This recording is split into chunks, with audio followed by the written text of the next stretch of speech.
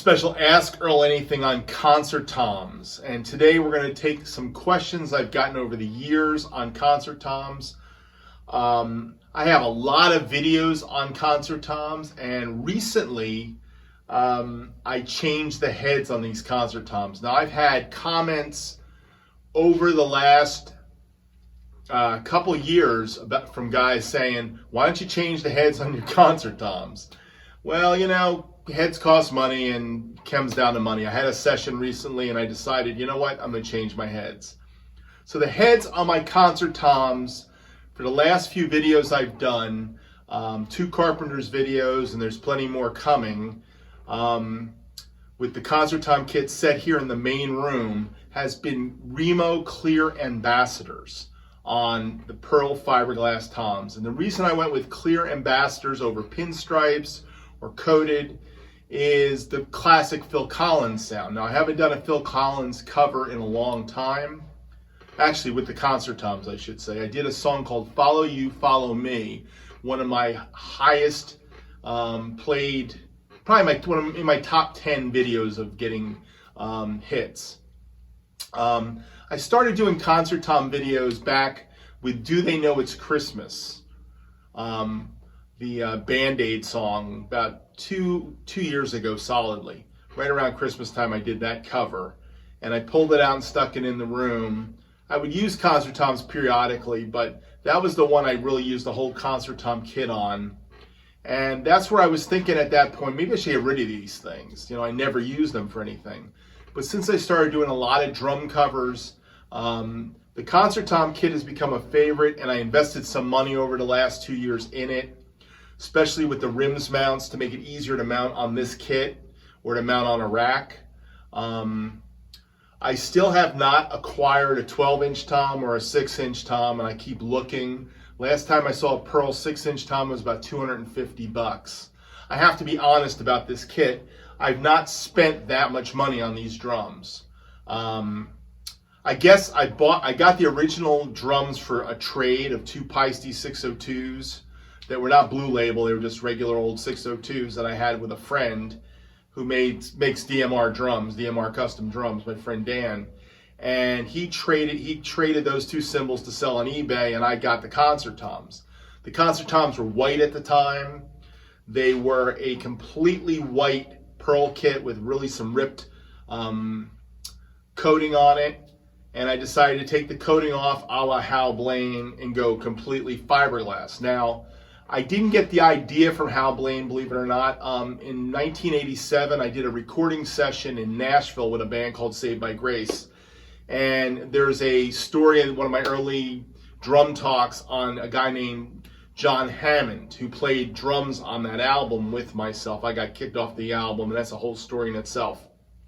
But when I was in Nashville recording that, I actually played on some drums that were owned by a Nashville drummer named Dennis Holt. And Dennis Holt had a Pearl Fiberglass kit from the 80s, and his fiberglass kit had rims mounts on it, and it had double heads. So I saw that, and the reason the engineer was Ronnie Brookshire, and Ronnie Brookshire told me that Dennis Holt took the covering off the toms to get a better, more resonation out of the drums. And that's the way Hal did it. He didn't have any covering on his toms. I don't know why Hal didn't have any covering on the toms, to be honest, but anyhow, I thought to myself, let me take the covering off. It was really simple, and I did. And eventually I bought an 8 and a 10-inch tom to match the white, and then I took the covering off of those too. So I actually have 2 10-inch toms.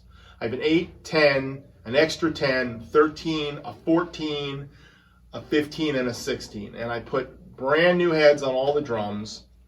And when I started making covers this past weekend when I did it, and I made a bunch of covers this weekend, I was miking from underneath. And I was learning some things about miking from underneath because I've done it before, but I wasn't really digging the sound I was getting. It was a lot harder to work with the sound. So what I have done here today is I'm talking about my concert toms in the front end, and the back end of this will be a video of 2 different ways of miking the kit. It'll be the same song. The song is Get Down. It's a Music -1 track. It's was a big band track. on an album called Northern Lights, Music Minus One. I'm doing that Jeff Porcaro burp thing right now, just in case you were wondering that. The garlic's getting me from something else. Anyhow, that was from my good friend Rich Sullivan, who's in heaven with my son right now. So we used to kid about that. You ever see that Jeff Porcaro video where he's kind of like, feels like he's burping all the time? That's a funny video. You gotta watch it sometime. It's his only instructional video. And my friend Rich and I used to laugh about that in the 90s for a long time. Anyhow, back to Concert Toms. Sorry about that. Kind of sidetracked myself for a moment there. So I did all these covers this weekend with the Toms mic from underneath with these same mics. The same exact mics that are on them now were the ones that were miking from underneath. And I wasn't really digging the sound I was getting, especially on the low toms. The low toms really were a little brittle. I was having some overload issues because coming down on them so hard. I tried this mic especially, the 15-inch tom. I pushed it towards the shell and I got a better sound. It was really finding the mic placement underneath. It wasn't directly at the head. They were back about 4 or 5 inches back from the head.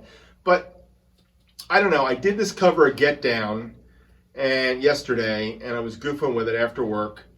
And I said, you know what? I'm going to try the same thing today, and I'm going to mic it from over top and see if there's a difference.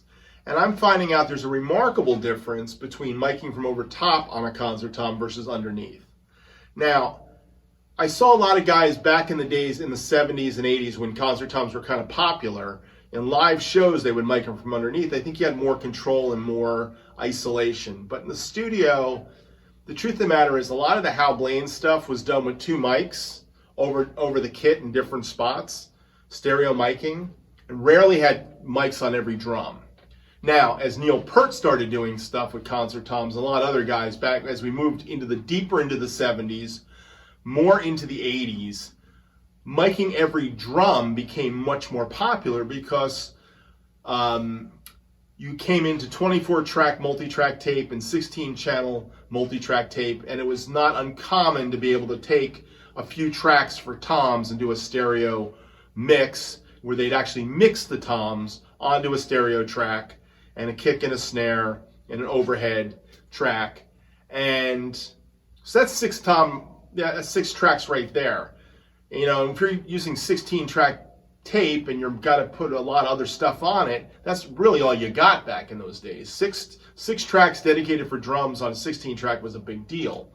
And the way they did it was the mixing board. They would actually mix the toms. So you started to see single mics on drums mixed into a stereo mix. Even when I did the Saved by Grace album in '87, which was 2-inch analog tape, 24-track, we were mixing the toms down to 2 tracks. And that was done with panning on the board, and they were actually committing effects and all kinds of stuff. So it wasn't uncommon in the analog tape world to do that. Today with digital, I can have 10 tracks or 12 tracks is not a big deal. So that's what I did on this. I think when I did the Carpenters, I had the 8, 10, 13, 14, 15, 16. So that's 6 toms, 6 separate mics, plus kick and snare and overhead. So 6 plus 4, that was 10 mics that day, okay? And I easily could have done some more mics if I wanted to.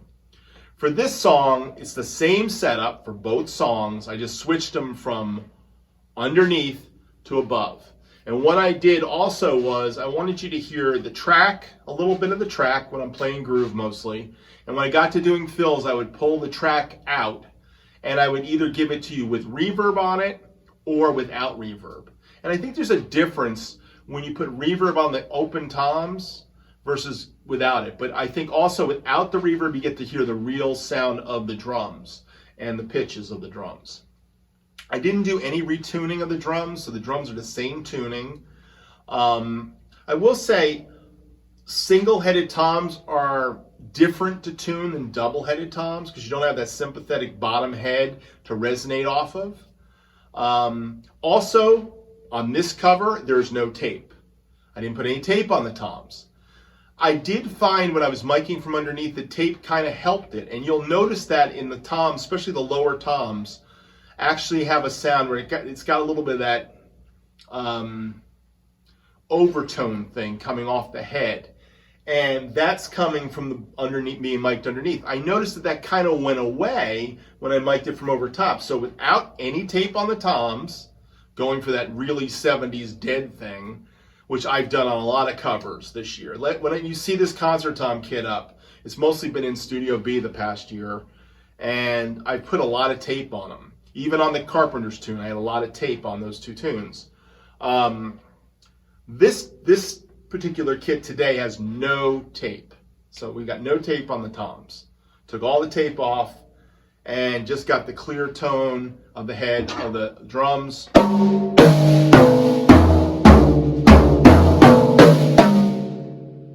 Pure concert toms. Now that's the mic with the iPhone. That's the iPhone mic, which sounds pretty decent, by the way. I listen to, I use this iPhone more for my filming than anything else these days. If you guys have been watching my videos, you know that I don't do a lot of overproduction with lots of cameras anymore. Occasionally you'll get 2 cameras. I'm finding it just more fun for me to just play videos and just play drums and just have 1 camera. So for this particular shot, I shot it over this side versus the over that side shot.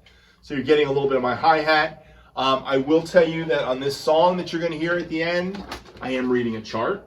Okay, there's a drum chart for it. Someday I'll release the cover, the actual full color cover of the one from underneath, I think. In playing the one from underneath, I got a really good take. When I was playing it with from over top, I got some decent takes. None of them are exact in any way, because this song is not an exact song. This is an interpretation of a big band song. But I kind of got similar grooves going on and things I'm doing with it.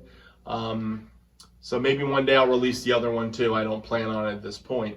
But anyhow, this is my concert tom discussion on Ask Earl Anything. I kind of dig mic'd over the top, to be honest. I'm digging the mic'd over the top thing more than underneath. So I think in the future I'm going to do a lot more covers with the mics over the top versus underneath. I've had guys tell me that the only way to do concert toms is underneath. I'm finding that's not true. And I think that there's something about over the top. You get a little bit warmer sound off the heads because you're not getting the punch at you. When you hit this stick on the head, goes down into it, it's getting a lot of that stick sound from underneath, a stickier sound. I think you get a warmer tone from this. Now, if you've been watching my videos for years and you've seen me do it, for a while last year around this time, I did about 3 or 4 or 5 covers that were on the concert tom kit. That was mic'd with just 2 mics. And I had it mic'd in a Lynn's John's way, I think is what the miking technique. I'm not up on my miking technique anymore, but I had one over the top and then one off to the side to get the stereo effect, and they were equidistant apart. So I had a blue mic over here and I had a mic over top. It was, I think, an AT4033. Today I've got my normal coincident miking pattern over top with the SM81s, and then I've got the toms mixed in with gating on the toms too. All my toms are gated inside the DAW. So inside the DAW, I do the gating to cut off the toms. You won't notice it. It actually came out pretty good when I listened to the cut, because I just did the cut of the whole to 2 songs. So to get the feel for it, you're gonna have to listen through some of the songs to get the feel for what I'm talking about. And actually on the songs, I use titling, and I say with reverb, without reverb, and then when it's just the track playing, it's just the track with reverb, of course. So anyhow, I hope you enjoy this conversation about concert toms. I would love to have more questions about it. I'm a big fan of concert toms. One of my biggest videos is this video about concert toms, and a lot of guys really like the concert tom videos. So this is a Ask Earl Anything exclusively about concert toms, and I'm looking for your questions. I will be doing another Ask Earl Anything in the month of December. This may come out before the month of December, but I'll be doing one with the questions from last month that I didn't answer in this special Ask Earl Anything But I thought, as a Thanksgiving treat, I would give you guys an Ask Earl Anything. I just want to say happy Thanksgiving to all of you and all the guys who subscribe to my channel. One other thing I want to say, and I need to say this, as you all know, I'm taking kind of a little bit different approach to YouTube right now. So I'm in and out, not as much as I used to be. It's not that I don't have time, it's that I'm not finding time for it as much. I'm dealing with a lot of other things in life, and people are really important to me right now. And this season of life is about people, and it's about myself and my family. And I just don't have the time to be sitting watching a ton of YouTubes these days. But I am enjoying making videos. So for those of you who watch my videos and expect me to watch your videos, I'm sporadic right now. Some days I do it, some days I don't. If I get an opportunity, I get a bunch, I will watch a little bit. But I gotta be honest, I'm not doing it to get people to watch my videos anymore. I'm doing these videos for me. I've taken a few requests just because I want to do the songs. Only yesterday somebody requested that. They saw something I did on a while ago, and they said, hey, can you, I think it was we've only just begun, and they said, hey, can you do Only Yesterday? Somebody else asked me to do Top of the World, the Carpenters' Top of the World. I haven't any desire to do Top of the World. I don't think there's any cool concert toms in it, and it's a brush stick thing, and to do a brush stick thing is just kind of boring to me, I can't see me sitting here behind a concert tom kit going,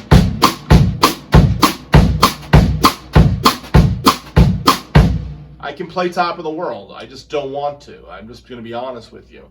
I'm looking for things that are a little more challenging. So what I have done with those two Carpenters tunes, where I tried to play them pretty darn exact. They were both very hard to play exact, by the way. Just dissecting Only Yesterday took me a while to get it even close enough to say it was like 85% exact. Won't Last a Day Without You. I Won't Last a Day Without You was an old song, favorite song of my wife's and mine. She used to sing it in a band together, and she used to sing it to me in the show when we play and at weddings and stuff. And it is such a special song. I didn't really care. I felt like doing that one. That was one I wanted to do. So that's what happens. But I play songs I enjoy playing. It's not that I can't play other songs. It's just I'm playing what I want to play right now. And if you see me playing a song, it's because it was either easy enough for me to knock one out, or it was something I wanted to play, and I'll spend the time with it. And I've spent the time on this video because I thought, this is kind of a different concept, and maybe over time a lot of guys will watch this video because it'll be in my concert tom video section, and it'll be something for those that enjoy the concert tom videos to go to. I think I'll put a link to it in those videos at some point, because I think this is a cool one. And I've got a bunch more concert tom videos coming up, because now they got the new heads, I feel like playing concert tom. So I'm doing a lot of concert tom stuff. Anyhow, watch this next segment, which will be tied into this Ask Earl Anything, on the playing of the toms with reverb, without reverb, naked, with the track. Hope you enjoy it. Leave comments, leave feedback. Thank you so much for being a subscriber, and I do appreciate that. You guys all have a happy Thanksgiving and a great holiday season, and I'm sure we'll be talking soon. Take care. God bless. Bye-bye.